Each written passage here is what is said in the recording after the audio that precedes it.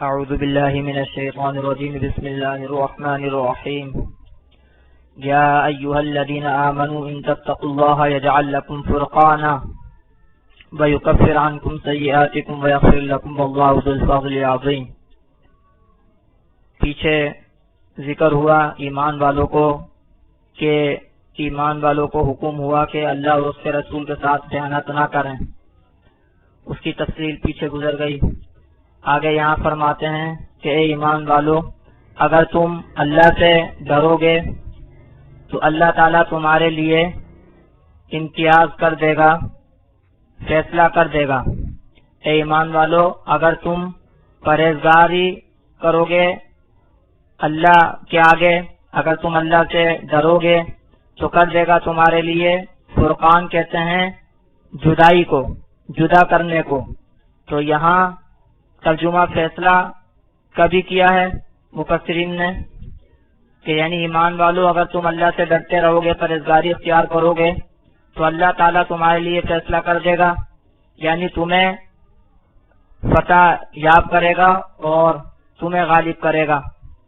اور دوسرا جو ہے وہ ترجمہ جیسے یہاں کیا ہے شارفی الدین صاحب نے، امتیاز، علیحدہ کرنا، جدا کرنا، یعنی اگر تم اللہ تعالیٰ سے ڈرو گے، اللہ تعالیٰ کے آگے پرہیزگاری اختیار کرو گے تو اللہ تعالیٰ تمہیں ممتاز کر دے گا، تمہیں سب سے علیحدہ اور جدا کر دے گا اور ممتاز کر دے گا، بڑا مرتبہ دے گا۔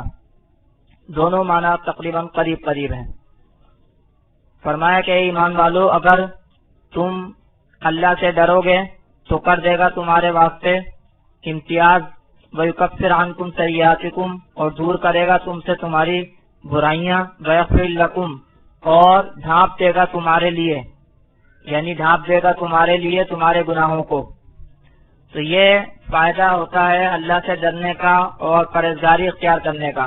اللہ سے ڈرنا اور پرہیزگاری اختیار کرنا یہ ایک ہی ہے، کیونکہ جو اللہ سے ڈرے گا وہ گناہوں سے بچے گا، جو گناہوں سے بچے گا اللہ کے ڈر کی وجہ سے ہی بچے گا۔ تو فرمایا کہ اللہ تعالیٰ اس کی وجہ سے تمہارے لیے امتیاز پیدا کر دے گا، تمہیں دنیا میں اونچا مقام عطا فرمائے گا، اور تم سے تمہاری برائیوں کو دور کر دے گا اور گناہوں کو بخش دے گا۔ واللہ ذو الفضل العظیم، اور اللہ تعالیٰ بڑے فضل والا ہے۔ اللہ تعالیٰ بڑے فضل والا ہے کہ اس پرہیزگاری کی برکت سے اللہ تعالیٰ تمہیں خاص امتیاز عطا فرما رہا ہے، اور برائیاں حالانکہ ہو گئیں تم سے، گناہ ہو گئے، لیکن اللہ تعالیٰ وہ معاف کرتا ہے، اور اس کے علاوہ بھی اللہ تعالیٰ مزید فضل و انعام فرماتا ہے جنت کی شکل میں۔ آگے اللہ تعالیٰ اس واقعے کو یاد دلا رہے ہیں کہ جب فریب کیا ہجرت کے موقع پر کافروں نے حضور صلی اللہ علیہ وسلم کے ساتھ اور مشورہ کیا کہ کیا کرنا چاہیے، جب کافر لوگ جو ہے وہ مسلمانوں کو روکنے میں، اسلام کو روکنے میں ناکام ہوئے اور ہر طرح سے انہوں نے کوششیں کی، مظالم ڈھائے، لیکن اس کے باوجود مسلمان و اسلام بڑھتے چلے گئے، تو انہوں نے پھر حضور صلی اللہ علیہ وسلم کے ساتھ برائی کا ارادہ کیا۔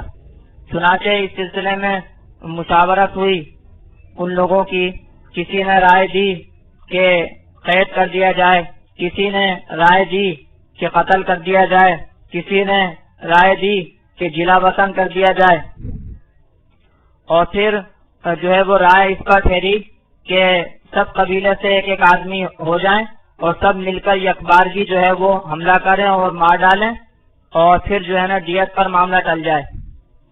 چنانچہ انہوں نے جو ہے وہ یہ منصوبہ تیار کیا۔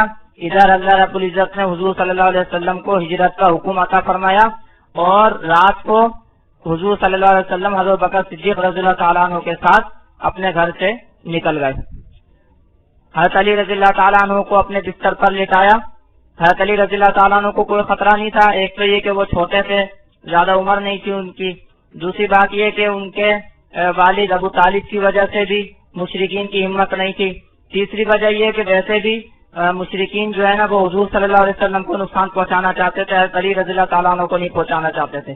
تو بہرحال حضرت علی رضی اللہ تعالیٰ عنہ کو تو کوئی خطرہ نہیں تھا، اور دوسری بات یہ کہ ذمہ داری حضرت علی رضی اللہ تعالیٰ عنہ کو سونپی کہ کچھ امانتیں وغیرہ تھیں وہ ان لوگوں کو لوٹانا تھیں۔ تو بہرحال حضور صلی اللہ علیہ وسلم نکل گئے. اللہ رب العزت نے جو ہے وہ کافروں سے حضور صلی اللہ علیہ وسلم کی حضرت بکر صدیق رضی اللہ تعالیٰ عنہ کی حفاظت فرمائی اور مدینہ بخیر و عافیت حضور صلی اللہ علیہ وسلم کو حضرت ابو بکر صدیق رضی اللہ تعالیٰ عنہ کو پہنچایا. تو اس کا ذکر یہاں فرماتے ہیں کہ وَإِذْ يَمْكُرُ بِكَ الَّذِينَ كَفَرُوا، اور یاد کرو اس وقت کو کہ جب فریب کرتے تھے تیرے ساتھ کافر لوگ، اور جب فریب کرتے تھے تیرے ساتھ کافر لوگ. مکر میں نے کئی مرتبہ بتایا خفیہ تدبیر، ایسی تدبیر اور ایسا انتظام جو خفیہ ہو، پوشیدہ ہو، مخالف کو پتہ نہ چلے. تو بظاہر کافروں نے اپنے اعتبار سے خفیہ تدبیر کی اور ایک خفیہ مشورہ کیا، خفیہ سازش تیار کی، لیکن اللہ رب العزت نے حضور صلی اللہ علیہ وسلم کو آگاہ کیا اور حضور صلی اللہ علیہ وسلم کو اللہ رب العزت نے بچایا. تو فرمایا کہ وَإِذْ يَمْكُرُ بِكَ الَّذِينَ كَفَرُوا، اور یاد کر وہ وقت جب مکر کرتے تھے یعنی فریب کرتے تھے تیرے ساتھ وہ لوگ جو کافر ہوئے، لِيُثْبِتُوكَ، تاکہ وہ تجھ کو بند کریں، او يَقْتُلُوكَ، یا تجھ کو مار ڈالیں، او يُخْرِجُوكَ، یا تجھ کو نکال دیں یعنی جلا وطن کر دیں. وَيَمْكُرُونَ وَيَمْكُرُ اللَّهُ، اور وہ مکر کرتے تھے اور اللہ مکر کرتا تھا. وہ اپنی خفیہ تدبیر کر رہے تھے اور اللہ تعالیٰ اپنی خفیہ تدبیر کر رہا تھا. اللہ تعالیٰ نے جو حضور صلی اللہ علیہ وسلم کے ساتھ کیا وہ کافروں کو نہیں معلوم تھا، وہ کافروں سے پوشیدہ تھا. تو اللہ تعالیٰ بھی خفیہ تدبیر کر رہے تھے اور کافر لوگ بھی خفیہ تدبیر کر رہے تھے، لیکن کامیاب کون ہوا؟ اللہ تعالیٰ کامیاب ہوئے. حضور صلی اللہ علیہ وسلم اور ان کے دوست ابو بکر صدیق رضی اللہ تعالیٰ عنہ کو خیر و عافیت کے ساتھ اللہ تعالیٰ نے مدینہ پہنچایا. واللہ خیر الماکرین، اور اللہ تعالیٰ مکر کرنے والوں میں سب سے بہتر ہے، خفیہ تدبیر کرنے والوں میں سب سے بہتر ہے.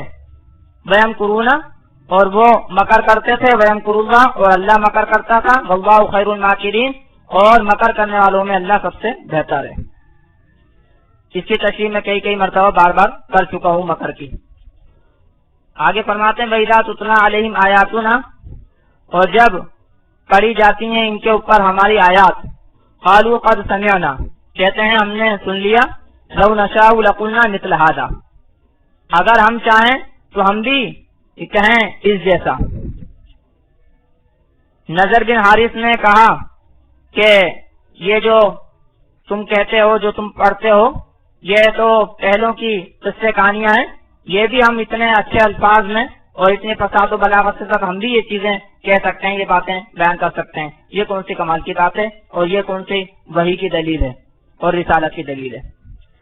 لیکن جیسے قرآن میں دوسری جگہ آتا ہے، اللہ رب العزت نے اس کلام پاک کے ذریعے چیلنج دیا، کئی مرتبہ چیلنج دیا کہ اگر چاہو تو اس جیسا قرآن بنا کے لے آؤ، اگر چاہو تو اس جیسی 10 صورتیں بنا کے لے آؤ، اگر چاہو تو اس جیسی 1 صورت بنا کے لے آؤ، لیکن اس جیسا وسیع و بلیغ کلام پیش نہیں کر سکے.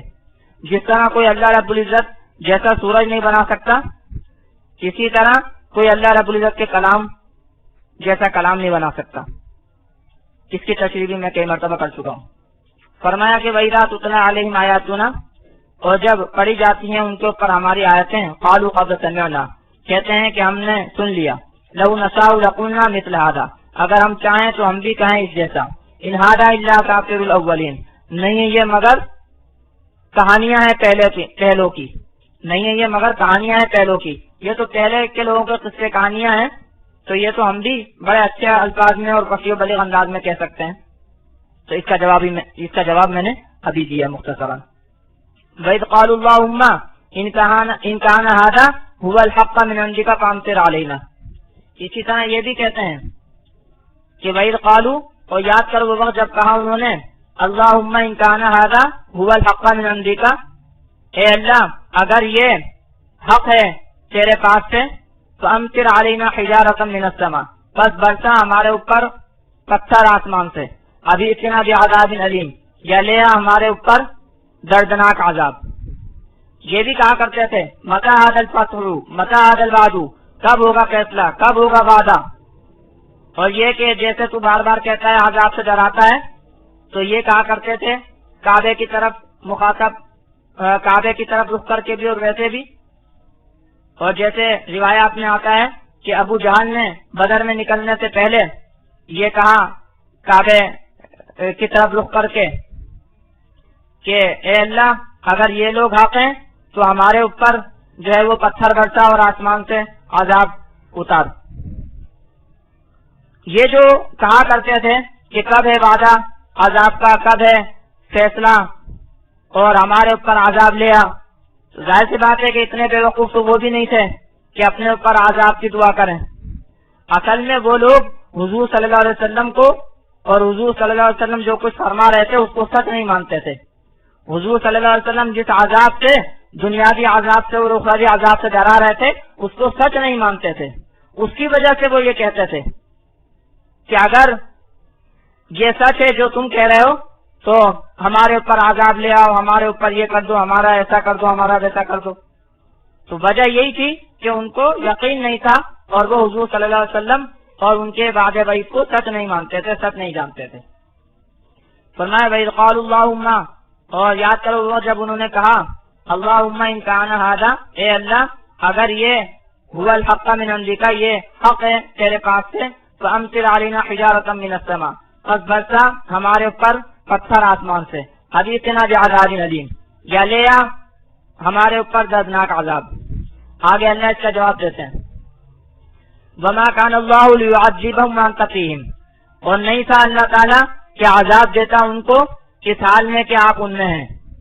وما کان اللہ معذبہم وہم یستغفرون, اور نہیں تھا اللہ تعالیٰ ان کو عذاب دینے والا اس حال میں کہ وہ بخشش مانگتے ہوں, گناہوں کی بخشش مانگتے ہوں.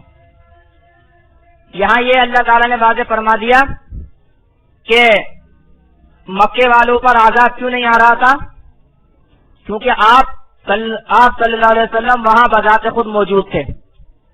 تو جب نبی کسی جگہ میں موجود ہوتا ہے وہاں پر عذاب نہیں آتا. جب اللہ کو وہاں پر عذاب بھیجنا ہوتا ہے تو نبی کو حکم ہوتا ہے وہاں سے نکل جانے کا. جب نبی وہاں سے نکل جاتا ہے تو پھر جو ہے اللہ تعالیٰ ان کے اوپر عذاب نازل فرماتے ہیں. تو یہاں فرمایا کہ اللہ تعالیٰ ان کو عذاب دینے والا نہیں تھا اس حال میں کہ آپ ان میں ہیں. جب تک آپ ان میں ہیں اللہ تعالیٰ ان کو عذاب دینے والا نہیں ہے. اسی طرح اللہ تعالیٰ عذاب دینے والا نہیں ہوتا جبکہ لوگ گناہوں کی بخشش مانگتے ہوں. تو مکہ میں عذاب نہ آنے کی وجہ تو یہ تھی کہ جب تک آپ ان میں تھے تو ان کے اوپر عذاب نہیں آ سکتا تھا کیونکہ آپ ان میں موجود تھے. چنانچہ جب آپ وہاں سے چلے گئے, مدینے آ گئے, تو بدر کے ذریعے اللہ رب العزت نے مکے والوں کو عذاب میں گرفتار کیا. اسی طرح آگے بھی مسلمانوں کے ذریعے کافروں کئی لوگ مارے گئے اور کافر لوگ جو ہے مسلمانوں کے ہاتھوں اللہ کے عذاب کا شکار ہوئے. آسمانی بھی کچھ عذاب پڑے, قحط وغیرہ, لیکن سب سے زیادہ جو عذاب پڑا وہ مسلمانوں کے ہاتھوں شکست کی شکل میں اور قتل کی شکل میں پڑا. لیکن یہ جب ہوا جب حضور صلی اللہ علیہ وسلم مکہ سے نکل گئے اور مدینہ تشریف لے آئے. اور دوسری وجہ اللہ نے یہ بیان فرمائی کہ جب لوگ استغفار کرتے رہیں, اللہ سے اپنے گناہوں کی بخشش مانگتے رہیں, معافی مانگتے رہیں, تو بھی عذاب نہیں آتا. تو فرمایا کہ وما کان اللہ لیعذبہم وانت فیہم, اور نہیں تھا اللہ تعالیٰ کہ عذاب دے ان کو اس حال میں کہ آپ ان میں ہیں. وما کان اللہ معذبہم وہم یستغفرون, اور نہیں تھا اللہ تعالیٰ ان کو عذاب دینے والا اس حال میں کہ وہ بخشش مانگتے ہوں. وما لهم الا يعذبهم الله وهم يصدون عن المسجد الحرام وما كانوا اولیاء, اور فرماتے ہیں کہ اور کیا ہے ان کے لیے کہ اللہ تعالیٰ ان کو عذاب نہ دے اس حال میں کہ وہ روکتے ہیں مسجد حرام سے. یہاں اللہ نے یہ ایک بات بتائی کہ یہ جو سمجھتے ہیں کہ ہمارے اوپر عذاب نہیں آئے گا, یہ جو سمجھتے ہیں کہ ہمارے اوپر عذاب نہیں آئے گا, اسی لیے تو کہتے ہیں کہ ہمارے اوپر عذاب لے آؤ, اسی لیے تو کہتے ہیں کہ ہمارے اوپر عذاب لے آؤ, ورنہ کون بے وقوف ہے جو اپنے اوپر عذاب کی دعا کرے گا. اصل میں یہ سمجھتے ہیں کہ ہمارے اوپر عذاب آنے والا نہیں ہے, اور اس کی وجہ کیا سمجھتے ہیں, ایک وجہ تو جیسے میں نے بتائی کہ ان کو عذاب کا یقین ہی نہیں ہے, حضور صلی اللہ علیہ وسلم کی رسالت کا یقین ہی نہیں ہے, حضور صلی اللہ علیہ وسلم کے فرمان کا یقین ہی نہیں ہے. دوسری وجہ یہ کہ یہ سمجھتے تھے کہ یہاں مسجد حرام ہے اور ہم مسجد حرام کے والی ہیں، ہم مسجد حرام کے والی ہیں، وارث ہیں، ہم مسجد حرام کا خیال رکھتے ہیں، اس لیے ہمارے اوپر عذاب آنے والا نہیں ہے۔ اللہ نے اس کو واضح فرمایا۔ وما لہم، اور کیا ہے تمہارے لیے، کیا خصوصیت ہے تمہاری، کیا خصوصیت ہے تمہاری، کیا امتیاز ہے تمہارا کہ اللہ تعالیٰ تم کو عذاب نہ دے، اللہ تعالیٰ ان مشرکین کو عذاب نہ دے، کیا خصوصیت ہے ان کی؟ حالانکہ یہ تو مسجد حرام سے روکتے ہیں، مسلمانوں کو روکتے ہیں۔ جو مسلمان مسجد حرام میں صحیح طریقے پر عبادت کرتے ہیں تو صحیح طریقے پر عبادت کرنا چاہتے ہیں، ان کو روکتے ہیں، تو اللہ تعالیٰ ان کو عذاب نہیں دے گا۔ فرمایا وما لہم، اور کیا ہے ان کو کہ اللہ یعذبہم اللہ، کہ اللہ تعالیٰ ان کو عذاب نہ دے، وہم یصدون عن المسجد الحرام، حالانکہ وہ روکتے ہیں مسجد حرام سے، وما کانوا اولیاء، اور نہ تھے وہ اس کے والی، اور نہیں ہے وہ اس کے والی، اپنے آپ کو اس کے والی سمجھتے ہیں، اپنے آپ کو اس کا والی سمجھتے ہیں مسجد حرام کا، لیکن حقیقت میں وہ اس کے والی و وارث نہیں ہے۔ ان اولیاء الا المتقون، نہیں ہے اس کے والی مگر پرہیزگار لوگ، جو پرہیزگار لوگ ہیں وہ ہے مسجد حرام کے ولی وارث، ولکن اکثرهم لا يعلمون، اور لیکن اکثر لوگ جانتے نہیں، سمجھتے نہیں ہیں کہ مسجد حرام کے ولی وارث متقی پرہیزگار لوگ ہیں، یہ لوگ نہیں ہیں۔ یہ لوگ اپنے آپ کو سمجھتے ہیں کہ ہم جو ہے نا فلاں قبیلے کے ہیں اور ہمارے آبا و اجداد جو ہے وہ مسجد حرام کے والی تھے تو ہم بھی گویا کے والی ہیں۔ یہ معیار نہیں ہے، معیار یہ ہے جو متقی پرہیزگار ہے وہ مسجد حرام کا والی ہے۔ اور دیکھو یہ مسجد حرام کے والی کیسے ہو سکتے ہیں؟ ایک تو یہ کہ یہ مسجد حرام سے روکتے ہیں مسلمانوں کو، دوسری بات یہ کہ یہ خود کیسی عبادت کرتے ہیں یہاں پر، یہ خود کیسی عبادت کرتے ہیں یہاں پر، وما کان صلاتهم عند البیت الا مکاء و تصدیہ، اور نہیں ہے ان کی نماز بیت اللہ کے پاس مگر سیٹیاں بجانا اور تالیاں پیٹنا۔ خود ان کی عبادت کیا ہے؟ یعنی ایک تو دوسرے لوگوں کو روکیں، دوسرے جو عبادت گزار ہیں ان کو روکیں، اور خود بھی صحیح طرح عبادت نہیں کرتے، خود بھی ان کی نماز کیا ہے بیت اللہ کے پاس صرف سیٹیاں بجانا اور تالیاں بجانا۔ جیسے آج بھی بہت سے مذاہب والے سیٹیاں بجانے کو، گھنٹیاں پیٹنے کو، گھنٹیاں بجانے کو عبادت سمجھتے ہیں، تو ان کی جو عبادت ہے بیت اللہ میں وہ یہ ہے۔ اسی طرح بہت سے مشرکین جو ہے بیت اللہ کا ننگے طواف کرتے تھے، اور بعض مفسرین نے یہاں پر یہ بھی کہا ہے کہ اس سے مراد یہ ہے کہ جب مسلمان عبادت کرتے تھے تو یہ لوگ سیٹیاں بجاتے تھے اور تالیاں بجاتے تھے خلل ڈالنے کے لیے۔ تو فرمایا وما کان صلاتهم عند البیت الا مکاء و تصدیہ، اور نہیں ہے ان کی نماز بیت اللہ کے پاس مگر سیٹیاں بجانا اور تالیاں۔ فذوقوا العذاب بما کنتم تکفرون، پس چکھو عذاب بسبب اس کے کہ جو تم کفر کرتے ہو، جو تم کفر کرتے ہو اس کی وجہ سے عذاب چکھو۔ اب بدر میں چکھا، آگے بھی چکھو۔ آگے فرماتے ہیں ان الذین کفروا ينفقون اموالهم ليصدوا عن سبیل اللہ، جیسے وہ لوگ جو کافر ہوئے وہ خرچ کرتے ہیں اپنے مالوں کو تاکہ روکیں وہ اللہ کے راستے سے۔ کافر لوگ جو ہے اپنے مالوں کو خرچ کرتے ہیں اللہ کے راستے سے روکنے کے لیے، دین سے روکنے کے لیے، اللہ کے دین سے روکنے کے لیے۔ جیسے بدر میں بھی تفسیروں میں لکھا ہے کہ 12 سرداروں میں سے ہر ایک نے یہ ذمہ داری لی کہ ایک آدمی روزانہ پورے لشکر کی خوراک کا ذمہ دار ہوگا۔ چنانچہ ہر آدمی جو ہے وہ روزانہ 10 اونٹ ذبح کرتا تھا اور لشکر کو کھلاتا تھا۔ وہ بھی ان کا برباد ہوا کیونکہ شکست کا سامنا کرنا پڑا غزوہ بدر میں۔ اس کے بعد جو ہے وہ جو قافلہ بچ نکلا تھا ابو سفیان کا، تو مکہ پہنچ کر انہوں نے کہا کہ اب اس قافلے کا جو روپیہ پیسہ ہے وہ آگے کی جنگ میں استعمال ہونا چاہیے۔ چنانچہ غزوہ احد میں وہ استعمال کیا گیا، پیسہ وہ رقم استعمال کی گئی، وہ مال و اسباب استعمال کیا گیا، وہ بھی برباد ہوا۔ فرماتے ہیں ان الذین کفروا ينفقون، تحقیق وہ لوگ جو کافر ہوئے خرچ کرتے ہیں اپنے مالوں کو تاکہ روکیں اللہ کے راستے سے. فَسَيُنْفِقُونَهَا پس ان قریب اس کو خرچ کریں گے, اپنے مالوں کو خرچ کریں گے. ثُمَّ تَكُونُ عَلَيْهِمْ حَسْرَةً پھر ہوگا وہ ان کے اوپر افسوس. ثُمَّ يُغْلَبُونَ پھر مغلوب کیے جائیں گے.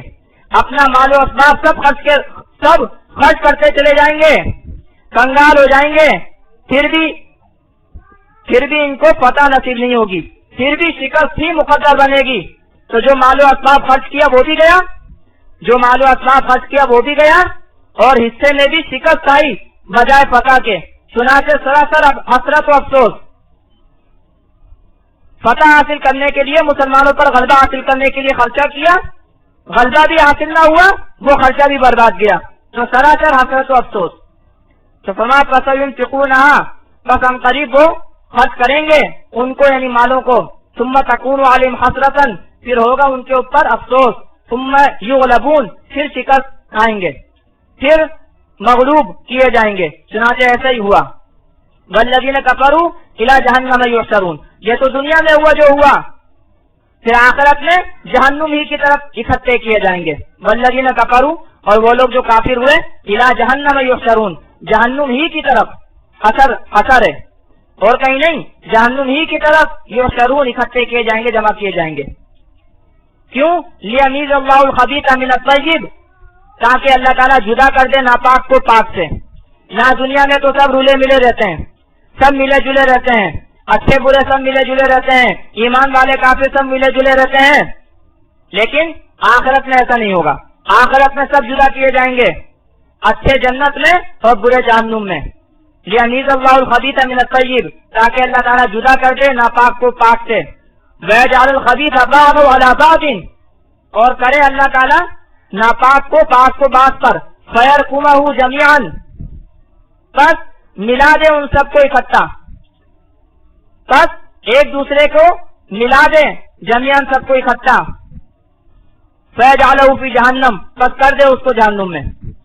یعنی اللہ دیکھیں نقشہ اللہ تعالیٰ کیسا کھینچ رہے ہیں کہ اللہ تعالیٰ ناپاک کو ایک دوسرے پر دھر دیں گے, ایک دوسرے پر ڈال دیں گے, سب کو ایک گھٹیلی بنا کر, سب کو ایک ہجوم بنا کر جہنم میں جو ہے وہ ڈال دیں گے. آپ اندازہ لگائیے کہ ایک تو ہے ترتیب سے جانا, ایک ایک کر کے جانا, اور ایک ہے ایک کے اوپر ایک تیز پہ, ایک کے اوپر ایک. اس میں زیادہ تکلیف ہے, اس میں زیادہ ذلت ہے. جیسے عام کوئی چیز ہوتی ہے, پتھر ہوتے ہیں ایک دوسرے کے اوپر ڈلے ہوئے ہوتے ہیں, تو ذلت بھی ہے تکلیف بھی ہے. تو فرمایا وَيَجْعَلُ الْخَبِيثَ بَعْضَهُ عَلَى بَعْضٍ اور تاکہ کر دے اللہ تعالیٰ ناپاک کو بات پر. فَيَرْكُمَهُ جَمِيعًا پس دھر دے اللہ تعالیٰ ان کو سب کو ایک دوسرے پر. فَيَجْعَلَهُ فِي جَهَنَّمَ پس کر دے اللہ تعالیٰ اس کو جہنم میں. أُولَٰئِكَ هُمُ الْخَاسِرُونَ یہی لوگ ہیں نقصان اٹھانے والے, ٹوٹا اٹھانے والے, دنیا میں بھی نقصان اور آخرت میں بھی نقصان. اللہ تعالیٰ ہمیں کفر سے ہماری حفاظت فرمائے.